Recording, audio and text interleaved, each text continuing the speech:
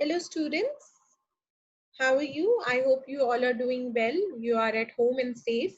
So we were doing NCERT exemplar assignment of chemical reactions and equations. You might be thinking that why are we giving so much, time and energy, concentration on a single assignment? So it is basically because it comprises of very important questions and our NCERT book and NCERT exercise is not quite enough for scoring 90 plus marks in your boards. It has a lot of the board paper comes through NCERT, no doubt about it, but there are a lot of incomplete points which are given in NCERT books, which you have to refer other books and other exercises to understand properly, to elaborate them. So that's why we are doing these extra assignments, so that you grab the concepts very properly and you lay a very strong foundation for your chemistry, because your 10th class serves as a base for your 11th and 12th as well. If your concepts are very clear, then it will be very easy for you in higher classes to understand complex things very easily. So that's why we are emphasizing and we are giving that this much of time to this single assignment. So you have time right now. We are in a lockdown situation, and abhi, rather than feeling low and feeling panic, we can really dedicate our time for the preparation of our board class, which is very important. You guys are actually lucky that you have this amount of time at your hand.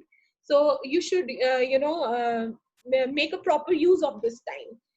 So without much further ado, let's begin. Hamara question number 24 that we had completed in the last class. So we'll be doing from question number 25, part A. Let's begin the class.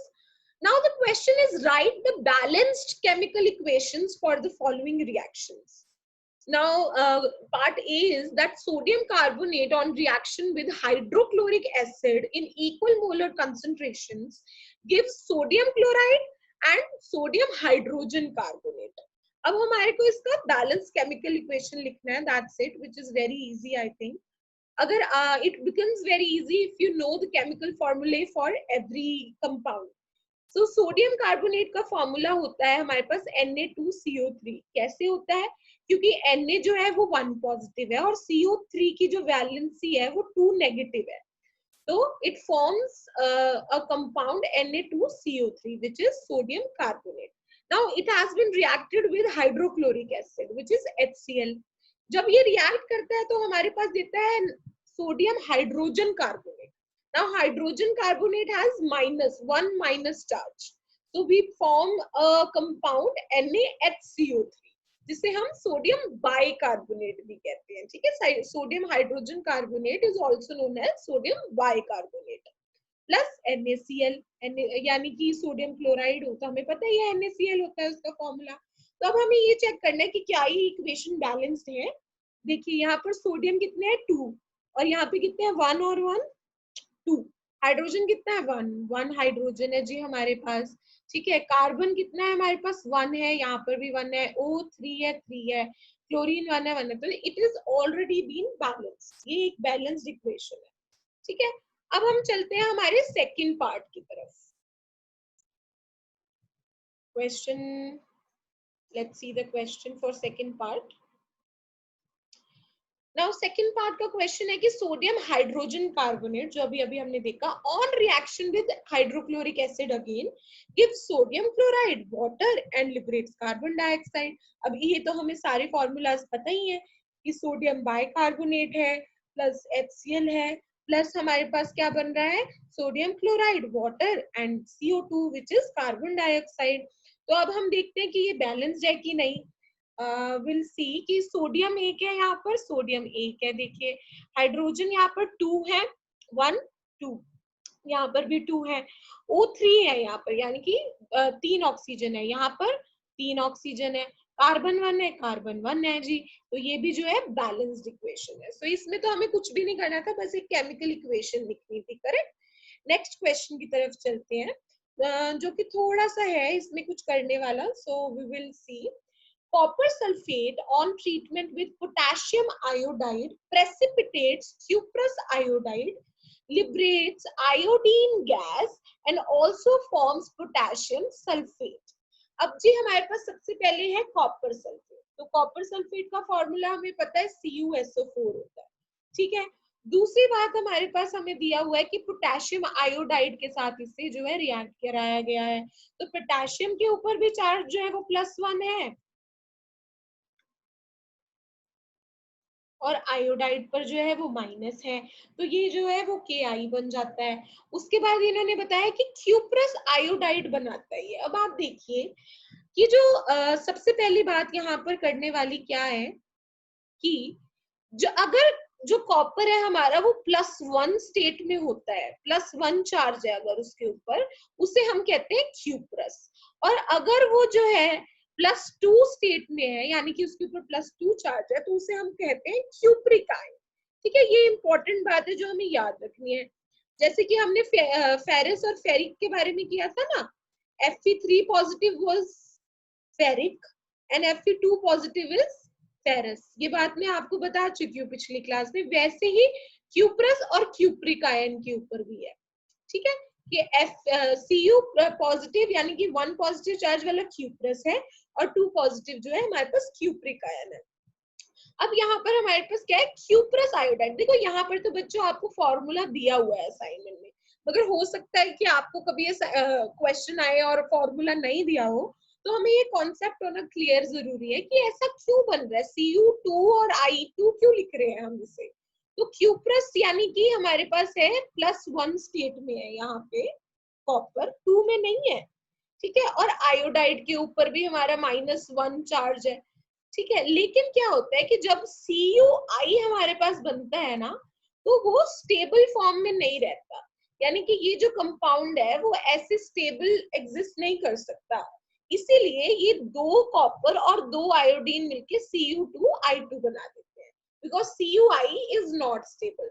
और इसको हम कहते हैं cuprous iodide. इसलिए cuprous iodide कभी भी CuI नहीं बनेगा, Cu2I2 बनेगा, ठीक है। यहाँ पर तो हमारे पास फॉर्मूला गिवन है। अगर बाय चांस कभी नहीं गिवन हो तो हमें ये बात पता होनी चाहिए कि क्यूप्रस आयोडाइड का फॉर्मूला Cu2I2 होता है, क्योंकि क्यूप्रस आयोडाइड यानी कि CuI वैसे स्टेबल फॉर्म, मतलब इस फॉर्म में CuI फॉर्म में ये एग्जिस्ट नहीं कर सकता, because this is not a stable compound. Done. चलिए, तो अब हमारे पास आ गया कि जब ये पोटेशियम आयोडाइड के साथ जो है रिएक्ट करता है, तो हमारे पास एक तो बन गया क्यूप्रस आयोडाइड, दूसरा बन गया आयोडीन गैस। आयोडीन गैस यहाँ पे निकल रही है हमारे पास, जो कि I2 होती है। और तीसरा हमारे पास बनता है पोटेशियम सल्फेट। अब पोटेशियम सल्फेट कैसे बनेगा, देखिए, पोटेशियम के ऊपर है प्लस चार्ज और SO4 के ऊपर है 2 माइनस चार्ज, ठीक है। तो इसका 2 जो है वो इसके पैर में चला जाता है, ये तो पता है ना आपको, ऐसे बनाते हैं। और इसका +1 चार्ज इसके पास चला गया, इससे हमारे पास बन गया पोटेशियम सल्फेट। अब देखिए जी कि ये बैलेंस है कि नहीं। देखिए यहाँ पर तो Cu2 है और यहाँ पर 1 है, ठीक है। तो यहाँ पर हम क्या करेंगे, 2। अभी मैं हिट एंड ट्रायल मेथड से सिखा रही हूँ, आगे के क्वेश्चंस में जिसको ABCD मेथड नहीं आता वो भी आएगा, वो मैं बता दूंगी, ठीक है। तो यहाँ पर हम 2 लगा दे। अब 2 है हमारे पास कॉपर 2, यहाँ पर भी 2 है, यहाँ पर भी 2 है। लेकिन यहाँ पर क्या प्रॉब्लम होगी अब, कि जो पोटेशियम है यहाँ पर 1 है, यहाँ पर 2 है, तो हम यहाँ पर भी 2 लगा देते हैं, ठीक है। तो ये आयोडीन अब यहाँ पर 1 2 3 4 हो गया, लेकिन है ना। तो यानी कि हमें इसको 4 बनाना पड़ेगा। रुकिए, इरेजर कहाँ है। यहाँ पर हम 2 इसलिए नहीं लगा सकते कि, मैं बताती हूँ अभी कहाँ गया। यहाँ पर हम देखिए 4 इसलिए नहीं, 2 इसलिए नहीं लगा सकते क्योंकि यहाँ पर हमारे पास आयोडीन जो है, यहाँ पर 2 और यहाँ पर 2 प्लस होके 4 हो जाएगा। तो यहाँ पर हमें 4 आयोडीन चाहिए, तो जी हमने 4 लगा दिया।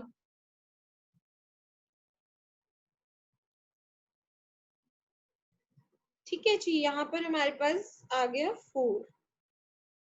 4 अगर लगाते हैं हम यहाँ पे, तो देखिए 4 हमारे पास पोटेशियम है, लेकिन यहाँ पर तो 2 पोटेशियम है, आयोडीन हमारा बैलेंस हो गया है ना, 2 + 2 4, और यहाँ पर भी 4, लेकिन हमारे पास पोटेशियम 2 है, तो यहाँ पर हम 2 लगा देंगे, 2 2 4 होता है ना, तो ये हो गया पोटेशियम बैलेंस। अब हमारे पास सल्फर देखेंगे, यहाँ पर 2 है, यहाँ पर भी 2 है। ऑक्सीजन देखेंगे, 2 4 8 है, यहाँ पर भी 2 4 8 है। तो अब हमारी ये जो है इक्वेशन बैलेंस हो गई है। ठीक है, कैसे किया हमने बैलेंस, एक बार फिर से दिखाओ। देखिए यहाँ पर कॉपर 1 है, यहाँ पर 2 है, इसलिए हमने पहले तो कॉपर के सामने 2 लगा दिया, 2 2 हो गए भाई कॉपर। पहले हम इसी को देख लेते हैं, सल्फर यहाँ पे 1 है, यहाँ पर 1 है, ऑक्सीजन 4 है, ऑक्सीजन 4 है, यहाँ तक ठीक है। लेकिन यहाँ पर पोटेशियम 2 है, यहाँ पर 1 है पोटेशियम, यहाँ पर 2 है, तो हम पहले तो लगाते हैं 2। लेकिन अब गड़बड़ क्या होगी कि यहाँ पे आयोडीन 4 है और यहाँ पर आयोडीन 2 आया, तो फिर इसीलिए हमारे को यहाँ पे 4 लगाना पड़ेगा। जब हमने यहाँ पे 4 लगाया तो आयोडीन तो हो गया, लेकिन यहाँ पे पोटेशियम 2 रह गया, तो हम फिर से 2 लगा देंगे, तो बस सब कुछ हो गया हमारे पास बैलेंस यहाँ पर। ठीक है बच्चों, ये तो था हिट एंड ट्रायल मेथड। इसका एक और मेथड है बैलेंसिंग का, वो मैं आगे, वैसे तो मैं पिछली क्लासेस में बता चुकी हूँ, पर कुछ बच्चों को जिन्होंने फर्स्ट क्लास नहीं अटेंड की थी, उनके लिए मैं एबीसीडी मेथड दोबारा आगे डेमोन्स्ट्रेट करूंगी। ठीक है, आगे चलते हैं अब हम।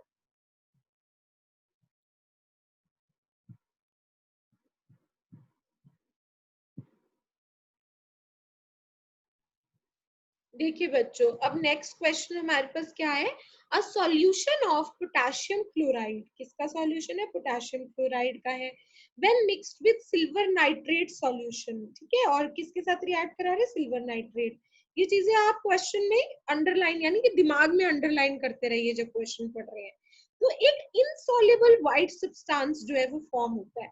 मैंने पिछली क्लास में आपको प्रेसिपिटेशन रिएक्शन के बारे में बताया था, उसमें मैंने क्या बताया था कि जब दो सॉल्ट्स को हम एक्वस फॉर्म में रिएक्ट कराते हैं और एक हमारे पास सॉलिड फॉर्म में कोई सॉल्ट बन जाता है जिसको हम प्रेसिपिटेट कहते हैं, यानी कि टेस्ट ट्यूब में दो एक्वस सॉल्यूशंस हैं, लेकिन जब वो रिएक्ट करे तो एक सॉलिड सा डिपॉजिट जो है आपको टेस्ट ट्यूब में नजर आता है, जिसको हम कहते हैं प्रेसिपिटेट, और ऐसे रिएक्शन को हम कहते हैं प्रेसिपिटेशन रिएक्शन। तो वही यहाँ पर रिएक्शन करवाया जा रहा है। अब ये इन्होंने प्रोडक्ट नहीं बताया है, बस ये बताया है कि एक व्हाइट सब्सटेंस जो है फॉर्म हो रहा है, इसका हमें केमिकल रिएक्शन लिखना है और ये बताना है कि ये कौन सा टाइप ऑफ केमिकल रिएक्शन है। तो चलो देखते हैं। देखिए सबसे पहले तो हमारे पास है पोटेशियम क्लोराइड, और वो किस उसमें है, मतलब किस स्टेट में, एक्वस में। हमें बच्चों ब्रैकेट में स्टेट भी जरूर लिखनी है जब भी हमें केमिकल रिएक्शन लिखने होंगे। तो जब हमने पोटेशियम क्लोराइड को हमने सिल्वर नाइट्रेट के साथ जो है रिएक्ट कराया। अब सिल्वर नाइट्रेट कैसे बनता है, Ag पॉजिटिव होता है और NO3 माइनस होता है। ठीक है, तो सिल्वर नाइट्रेट के साथ जो हमने रिएक्ट कराया तो क्या बनेगा, यहाँ पर होगा डबल डिस्प्लेसमेंट रिएक्शन। कैसे होगा, देखिए यहाँ पर जो हमारा पोटेशियम है वो सिल्वर से ज्यादा जो है रिएक्टिव होता है, इसलिए वो उसकी जगह ले लेगा। और एक, तो हमारा जो पोटेशियम है वो सिल्वर की जगह ले लेता है और क्या बनाता है, KNO3। और जो हमारा सिल्वर है वो क्लोराइड के साथ फिर रिएक्ट करके बनाता है AgCl। ठीक है, Ag के ऊपर भी हमारा प्लस चार्ज है और Cl पे नेगेटिव है, तो हमारा यहाँ पे बनता है AgCl। तो ये जो AgCl होता है ना बच्चों, यही होता है हमारा व्हाइट प्रेसिपिटेट। और इस टाइप का रिएक्शन जो है वो प्रेसिपिटेशन रिएक्शन तो है ही, साथ साथ में क्या होगा, डबल डिस्प्लेसमेंट। हम ये पहले डिस्कस कर चुके हैं कि कभी भी अगर आयन एक्सचेंज होता है किसी रिएक्शन में, देखिए इसका आयन जो है वो इसके पास जा रहा है, Cl Ag के पास जा रहा है, और पोटेशियम जो है Ag की जगह लेकर NO3 के पास जा रहा है, तो यहाँ पर क्या हुआ, डबल डिस्प्लेसमेंट। ठीक है, तो ये टाइप ऑफ रिएक्शन हो गया। एक तो हमारे पास हो गया प्रेसिपिटेशन रिएक्शन, क्योंकि यहाँ पे क्या बन रहा है, precipitate. AgCl will be deposited as a white precipitate in this reaction। ठीक है, और दूसरा हो गया double displacement reaction. I hope there is no confusion in. चलिए बच्चों, अब नेक्स्ट क्वेश्चन नंबर 27 है हमारे पास। It is a very very important reaction. तो इसे आप लोग अपनी कॉपीज में नोट कर ही लेना, और कभी भी टेस्ट हो, एग्जाम हो, कुछ भी हो, मैं आपका एग्जाम या टेस्ट भी लूंगी जरूर, तो आप इसे जरूर रिवाइज करना हमेशा, ठीक है। इंपॉर्टेंट रिएक्शंस जो हैं उन पे स्टार बना के आप अपनी कॉपीज में लिख लेना अलग से।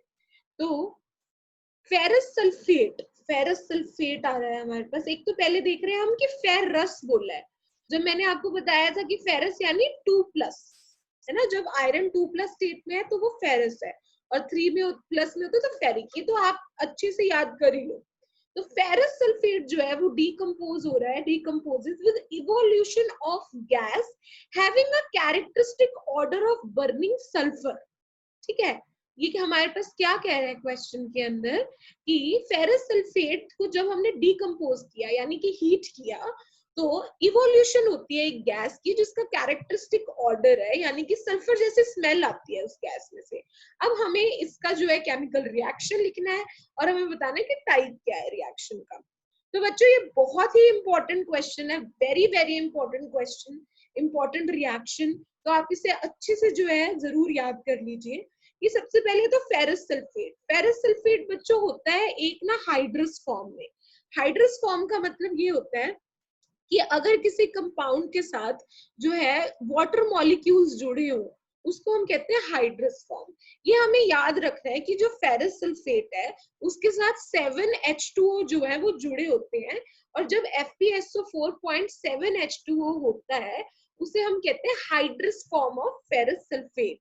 ये मैं आपको इसलिए बता रही हूँ क्योंकि इस रिएक्शन में वैसे तो अगर आप ये वाला रिएक्शन भी लिख दोगे तो भी बिल्कुल ठीक है, मगर आपको पता होना चाहिए कि जो फेरस सल्फेट है वो पहले हाइड्रस फॉर्म में जो है वो एग्जिस्ट करता है, उसके साथ 7 मॉलिक्यूल्स ऑफ वाटर जो है जो कि हमारे एटमॉस्फेयर में है जाकर रिएक्ट करते हैं। तो इसलिए जब पहले हम उसे हीट करते हैं तो वो हाइड्रस फॉर्म से अनहाइड्रस फॉर्म में कन्वर्ट होता है।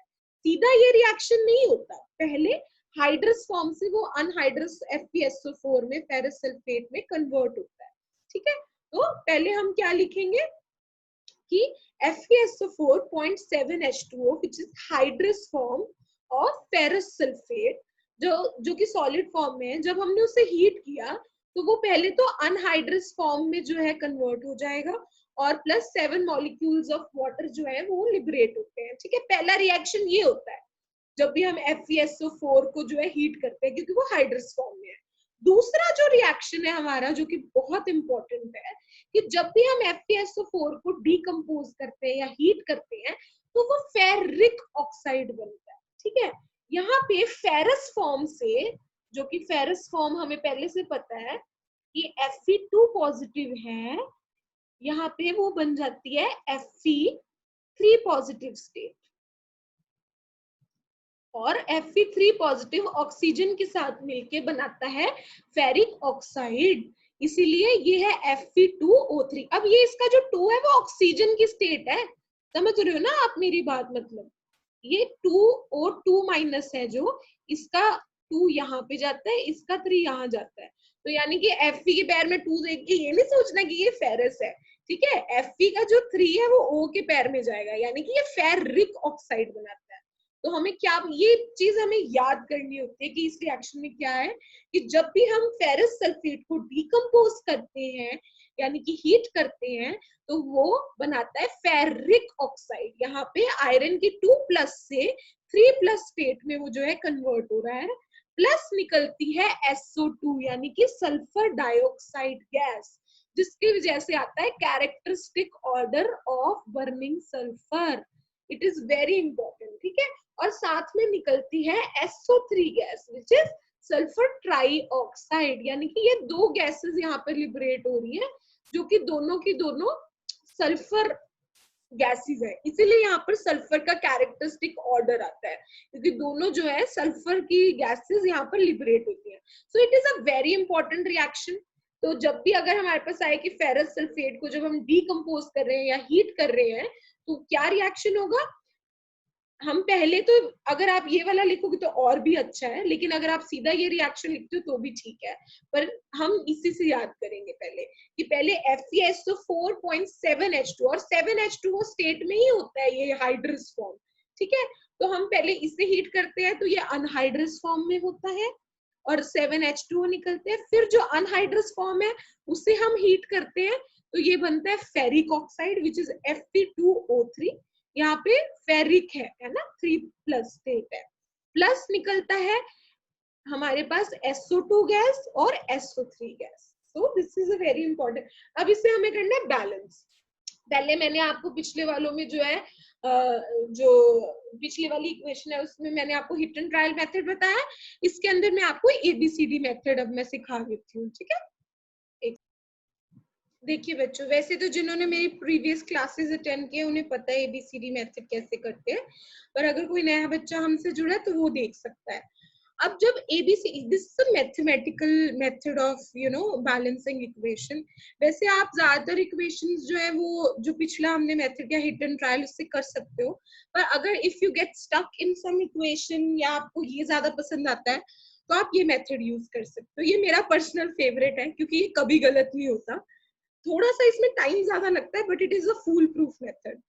तो चलिए हम देखते हैं इसमें हमें करना क्या है। इसमें हमें पहले कोई जो भी इक्वेशन है, जैसे यहाँ पर हमारे पास है FeSO4 on heating give rise to ferric oxide plus SO2 plus SO3, ठीक है। हमने ये इक्वेशन लिखी। फिर सबसे पहले हमने क्या किया कि हमने इसे ABCD जो है नाम दे दिए, यानी कि पहला जो हमारा कंपाउंड है वो A हो गया, दूसरा जो है वो B हो गया, तीसरा C हो गया और चौथा D हो गया, ठीक है। इस तरह से हमने दे दिया नाम, ठीक है। दिस इज अ मेथड, आराम से स्टेप बाय स्टेप हमें फॉलो करना है और हमारी इक्वेशन बैलेंस हो जाएगी, ठीक है। तो हमने सबसे पहले क्या किया, ABCD हमने नाम दे दिए हमारे कंपाउंड्स को।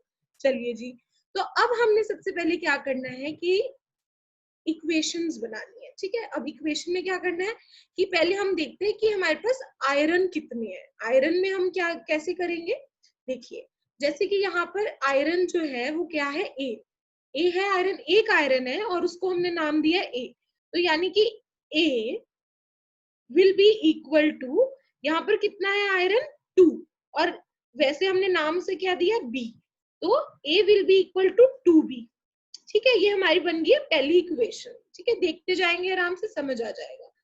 दूसरा अब हमारे पास क्या है, सल्फर, SO4 इकट्ठा नहीं देखना हमने, ठीक है। यहाँ पे सल्फर देखना है अलग से। तो सल्फर कितना है, यहाँ पे सल्फर है हमारे पास एक, है ना, और नाम क्या है यहाँ पे सल्फर का, A, तो हो गया जी A will be equal to, यहाँ पे अब हम सल्फर देखें कितना है, सल्फर एक ही है यहाँ पर और C है ना, तो will be equal to C plus plus यहाँ पर कितना सल्फर है, एक ही है और नाम क्या है यहाँ पे D, तो प्लस D हो गया, यानी हमारी ये दूसरी इक्वेशन बन गई, A is equal to C plus D। अब हमारे पास देख रहे हैं हम तीसरा कौन सा मॉलिक्यूल कौन सा है हमारे पास, तीसरा ऑक्सीजन है जी, ठीक है जी। यहाँ पे ऑक्सीजन कितने हैं, 4, और नाम क्या है A, तो यहाँ पे 4A लिख दिया जी हमने 4A। यहाँ पर कितने ऑक्सीजन है, 3 है ऑक्सीजन, और यहाँ पर क्या है नाम B, तो यह पहले आ गया 3B, फिर प्लस यहाँ पे कितने ऑक्सीजन है, 2, ठीक है, और नाम क्या है C, 2C आ गया। उसके बाद यहाँ पर कितने ऑक्सीजन है, 3, और यहाँ पे क्या नाम है, 3D, ये आ गया। ये हमारी बन गई तीसरी इक्वेशन। अब हमने क्या करना है बच्चों कि अब हम इसमें ये देखेंगे कि कौन सा वेरिएबल है जो या तो हर इक्वेशन में आ रहा है या सबसे ज्यादा बार आ रहा है इक्वेशंस में। तो हम देखेंगे कि A जो है वो तीनों इक्वेशन में रिपीट हो रहा है, ठीक है, हो रहा है रिपीट। तो जो भी ऐसा हमारा वेरिएबल है या कांस्टेंट वेरिएबल कहेंगे ना, ऐसे वेरिएबल है वो जो रिपीट हो रहा हो सबसे ज्यादा इक्वेशंस में, we will suppose it as 1, just suppose it as 1, don't worry about it, let A is equal to 1, हमने उसको ये 1 मान लिया, ठीक है, मान लिया जी A। तो जब हम इसे सॉल्व करेंगे, मान लीजिए यहाँ पर A 1 है तो B will be 1/2, क्योंकि A is equal to 2B है ना हमारे पास पहली इक्वेशन, हमने यहाँ वैल्यू पुट की A की 1, तो B आ गया 1/2, एक हमारे पास B आ गया, A हमने 1 मान लिया था, ठीक है, B हमारा 1/2 आ गया। अब यहाँ पर दूसरी इक्वेशन देखते हैं जी हम, दूसरी इक्वेशन क्या है, A is equal to C plus D। अब हम यहाँ से क्या करेंगे कि A को हमने जी 1 माना हुआ है, 1 लिख दिया यहाँ पे, और D जो है हम C की टर्म्स में निकाल लेंगे, यानी कि अगर यहाँ पे A 1 है तो D क्या होगा, 1 - C, है ना, बेसिक मैथ्स है ना ये, तो इक्वेशन, अब देखो भाई हमारे पास 4 वेरिएबल्स है, हमें चारों निकाले और 3 हमारे पास इक्वेशंस हैं, तो हम यही करेंगे ना कि जो एक वेरिएबल जो रिपीट हो सकता है, मतलब यहाँ पर जो हमारे पास ए हमने 1 मान लिया, बी हमारा 1/2 निकल गया, अब सी और डी हमें निकालना है, तो पहले हम डी को सी की टर्म्स में या सी को डी की टर्म्स में निकाल लेंगे ना, और फिर यहाँ पे वो वैल्यू पुट कर देंगे। ठीक है, सिंपल मैथ्स है ये, तो मैं इसमें क्या ही बताऊं। ओके, तो ये हमने यहाँ पर डी को निकाल लिया सी की टर्म्स में। ये थोड़ा सा टफ इक्वेशन है, मतलब टफ भी क्या है, सिंपल मैथ्स ही है यार। तो डी को हमने निकाल लिया सी की टर्म्स में 1 माइनस सी। अब ये सारी वैल्यूज हम यहाँ पर पुट करेंगे, ये आप जब अपने आप कॉपी में करके देखोगे ना तब आपको ज्यादा अच्छे से समझ में आएगा। ठीक है, सारी वैल्यू जब हम यहाँ पुट करते हैं, यानी कि ए की 1 है वैल्यू, बी की हमने 1/2 की है, और ये 3b है इसलिए 3/2 हो गया, ठीक है, प्लस 2c है, और डी हमने क्या निकाला अभी अभी 1 माइनस सी, और यहाँ पे 3d है तो 3 माइनस 3c हो जाएगा। ठीक है, जब हम ये सारा कुछ सॉल्व करते हैं ना तो हमारे पास c 1/2 आता है और d भी 1/2 आता है, b भी हमारे पास 1/2 है। ठीक है, आप सॉल्व करके देख लेना, आपको अपने आप पता चल जाएगा। चलिए जी, तो अब हम यहाँ पर देखते हैं कि हमारे आगे हम, ठीक है जी, अब ये सारी वैल्यूज जब हम यहाँ पुट करते हैं, पहले आप इसको छोड़ दो, आप ये देखो। ठीक है, हमने a 1 मानना था तो FES तो 4 हो गया। ठीक है, हमारा b आया था 1/2 तो हाफ FE2 है O3 हो गया। ठीक है, हमने 1/2 यहाँ पुट कर दिया, c भी 1/2 आया, d भी 1/2 आया। ठीक है, अब हमें क्या करना है कि हम देखो फ्रैक्शन में we will never write the equation. ठीक है, we will never write a balance equation in fraction, so we have to convert this in a whole number. तो हम क्या करेंगे कि जो भी फ्रैक्शन है, देखिए यहाँ पे 1/2 है जैसे, तो फ्रैक्शन के डिनोमिनेटर में जो भी है, ठीक है 1/2 है, उससे हम इंटू कर देंगे, यानी कि यहाँ पे 2 इंटू द होल इक्वेशन हम कर देंगे। ऐसा हमने क्यों किया, ताकि ये 2 जो है वो कट जाए। मान लो यहाँ पे 1/4 होता तो हम 4 से इंटू कर देते, 1/5 होता तो हम 5 से इंटू कर देते। ठीक है ना, जो सबसे ज्यादा बड़ा डिनोमिनेटर होगा, मान लो एक होता 1/2, मान लो कि लेट्स सपोज कि इसकी वैल्यू 1/2 आई होती और SO2 की वैल्यू 1/4 आई होती, तो हम क्या करते, फिर हम 4 से इंटू कर देते। ठीक है, ताकि ये पूरा डिनोमिनेटर कट जाए और ये 2 से कट जाए और यहाँ 2 आ जाए। ठीक है, मतलब मैं ये कहना चाहती हूँ कि हमें होल नंबर में कन्वर्ट करना है, इसलिए जो भी वैल्यूज आई उसमें से जो सबसे बड़ा डिनोमिनेटर होगा हम उससे इंटू कर देंगे इसको। ठीक है, अब हमने इंटू कर दिया तो जी हमारे पास ये आ गई बैलेंस इक्वेशन। आप सोचोगे भाई इतनी सी इक्वेशन को करने के लिए इतना लंबा मेथड क्यों, अब वो आगे आपको पता चलेगा। जो बहुत लंबी लंबी इक्वेशन होती है ना, जो इजीली हिट एंड ट्रायल से नहीं होती, एक क्या कहते हैं बैलेंस, वो वाली इक्वेशंस इस मेथड से बैलेंस करनी सही रहती है, जब आपको नहीं समझ आ रहा और कैसे करनी है, इसीलिए मैंने आपको एक ऑल्टरनेटिव मेथड बताया। अदरवाइज हम हिट एंड ट्रायल से कर ही सकते हैं। ठीक है, ये उनके लिए था जिन्होंने मेरी फर्स्ट क्लास अटेंड नहीं की। ठीक है, चलिए जी, अब हमारे पास आता है नेक्स्ट क्वेश्चन। ठीक है, नेक्स्ट क्वेश्चन हमारे पास क्या है, why do fireflies glow at night. अब ये फायरफ्लाई क्या होती है, जुगनू। जुगनू सुन देखे होंगे ना आपने, जुगनू को हम फायरफ्लाइज कहते हैं। अब इसका जो आंसर है वो बहुत ही सिंपल सा है। बेसिकली फायरफ्लाइज जो होती है या जुगनू होते हैं, उनके अंदर एक ना प्रोटीन होता है जो कि एक एंजाइम की प्रेजेंस में it undergoes an aerial oxidation. Aerial oxidation का मतलब ये होता है कि हवा में जो ऑक्सीजन है ना, उससे रिएक्ट होकर जो केमिकल रिएक्शन हो रहा है या ऑक्सीडेशन हो रही है, उसे हम एरियल ऑक्सीडेशन कहते हैं। ठीक है, तो ये जो केमिकल रिएक्शन है, इस वजह से एक विजिबल लाइट जो है वो प्रोड्यूस होती है, और इस पूरे फिनोमिना को हम कहते हैं बायोल्यूमिनेंस। ठीक है, तो इसका आंसर आप यहाँ से नोट कर सकते हो अगर आपको नहीं पहले पता, कि fire flies have a protein which in presence of an enzyme, enzyme का नाम भी है पर वो लिखने की आपको जरूरत नहीं है, इतना लिखोगे तो भी पूरे मार्क्स मिल जाएंगे। which undergoes aerial oxidation। aerial oxidation मैंने बता दिया कि जो हवा में हमारे पास ऑक्सीजन है उससे जो ऑक्सीडेशन हो रही है उसे हम एरियल ऑक्सीडेशन कहते हैं। ठीक है, on this chemical reaction this is a chemical reaction which involves emission of visible light, therefore fireflies glows at night this type of light production is called bioluminescence. ठीक है, तो जुगनू क्यों चमकते हैं रात को, ये हमें पता चल गया, it is due to a chemical reaction. चलिए जी, अब हमारे पास अगला क्वेश्चन क्या आता है। Now our next question number 29 is, grapes hanging on the plant do not ferment, but after being plucked from the plant can be fermented. Under what conditions do these grapes ferment? Is it a chemical change or a physical change? तो ये question को समझने के लिए पहले हमको discuss करना पड़ेगा कि आखिर फर्मेंटेशन होता क्या है, what is fermentation, what is the process of fermentation. अब देखिए, फर्मेंटेशन जो है इट इज अ प्रोसेस, ठीक है, by which micro organisms act on any carbohydrate और शुगर टू फॉर्म एल्कोहल और एसिड। ठीक है, to form it basically decomposes the carbohydrates, or acts upon the carbohydrates to form alcohol, or you can say to produce acid. और किन conditions में, anaerobic conditions में। Anaerobic conditions are what, when there is no supply of oxygen, no proper supply of oxygen.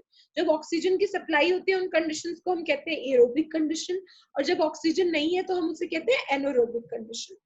तो basically कुछ क्या carbohydrates और sugars जो है, अगर उनको हम मॉइस्ट और जहां पर प्रॉपर ऑक्सीजन नहीं है ऐसी किसी जगह पर रख देते हैं, then they undergo fermentation. Basically जो माइक्रो ऑर्गेनिजम्स हैं वो इन शुगर्स पे या कार्बोहाइड्रेट्स पर एक्ट करते हैं और इनको ब्रेक डाउन कर देते हैं, डिकम्पोज कर देते हैं।